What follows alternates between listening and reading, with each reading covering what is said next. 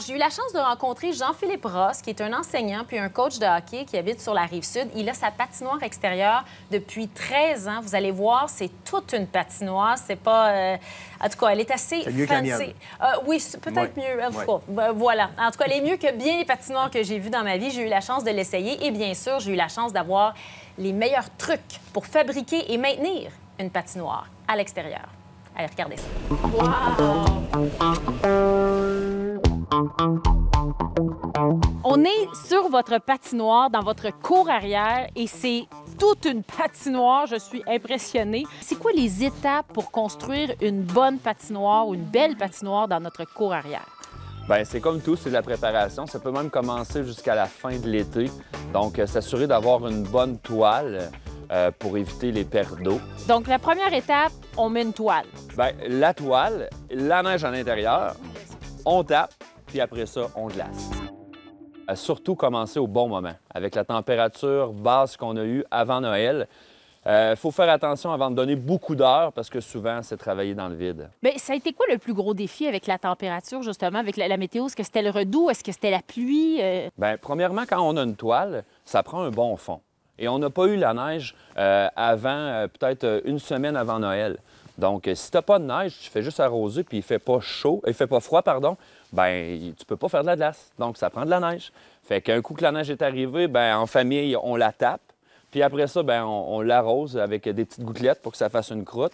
Et là, quand les froids arrivent, bien là, on peut, un coup que c'est gelé, commencer à verser des bacs d'eau puis amorcer le travail. C'est quoi les conditions météo idéales pour une patinoire extérieure? Donc, on veut avoir un -10. On ne veut pas avoir de neige parce que lorsqu'il neige puis que tu arroses, ça ne fait pas une glace qui est lisse. Donc, c'est là qu'on peut verser des bonnes couches d'eau. Comment est-ce qu'on met ça de l'eau? Est-ce qu'on peut juste en lancer? Est-ce qu'il y a une façon de mettre de l'eau? Il y a plusieurs façons. La façon la plus simple, c'est de prendre un tuyau de caoutchouc et d'arroser à la hausse. Moi, je prends un bac que je verse. Quand on est rendu là, au bon moment, je verse un bac, donc l'eau se répand et on va devenir avec une surface qui est vraiment droite. Il y en a qui utilisent des Zamboni. Même la semaine passée, mon voisin d'en face m'a trafiqué un petit robinet. Donc ça ici, c'est une valve. Donc un principe assez simple. On n'a qu'à remplir le bac à moitié. Par la suite, on tourne la valve, puis il reste juste qu'à se déplacer sur la glace. Pour ce qui est des trucs, c'est de mettre des petites couches d'eau. Donc moi, là, à ce moment-ci, j'y vais encore au bac pour quelques jours. Mais quand j'aurai une surface qui va être vraiment uniforme, c'est seulement un petit jet d'eau, puis d'arroser les petites cousses, puis faire geler. Parce que si on met beaucoup d'eau, puis on laisse pas le temps à la glace de geler, bien, ça va faire de la fausse glace.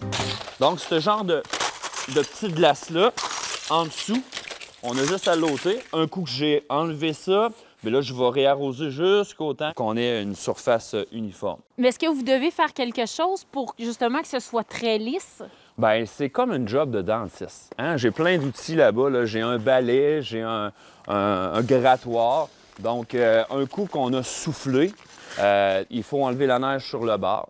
Puis après ça, bien, si tu veux faire de la bonne job comme les gars d'Arena, il faut passer le balai. C'est comme avoir un animal de compagnie. Il faut toujours être sûr que ça avance. Imagine que, là, mettons, la semaine prochaine, il y a de la neige, puis il y a tout de suite de la pluie après. Bien, moi, si j'enlève pas ça, je viens de mettre fin à la belle qualité. Premièrement, il faut aimer être dehors, par temps froid. Donc, des bons vêtements, aimer être dehors. Par la suite, bien, il faut mettre du temps, mais sans compter. Faut aimer patiner? Il faut aimer patiner, c'est sûr et certain. Il faut pas... la température, des fois, n'est pas collaboratrice, mais il faut attendre. Souvent, on nous redonne. C'est quand on va patiner dans un après-midi où il y a un gros soleil. C'est quand on va patiner le soir avec une pleine lune puis des étoiles. Donc, ça, c'est la paye. Puis, ceux qui patinent, quand on a le sourire, de l'encouragement, une petite compétition de match intra-famille ou entre amis, ça, c'est la paye du fabricant de glace.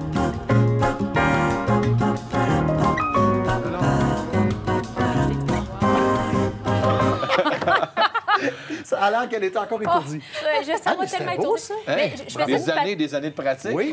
Je faisais du patin artistique quand j'étais très jeune. Ça fait très longtemps, mais je vais vous dire que là, quand je l'ai fait, puis à la caméra, je vous dis tout de suite, on l'a fait 3-4 fois quand même. OK. Pour avoir... Ouf, après ça, je suis allée m'asseoir. Je dis, ça fait longtemps que je n'ai pas tourné de même. Oh, fait que, ben, c'est ça. Mais je tiens à dire que le secret pour ne pas...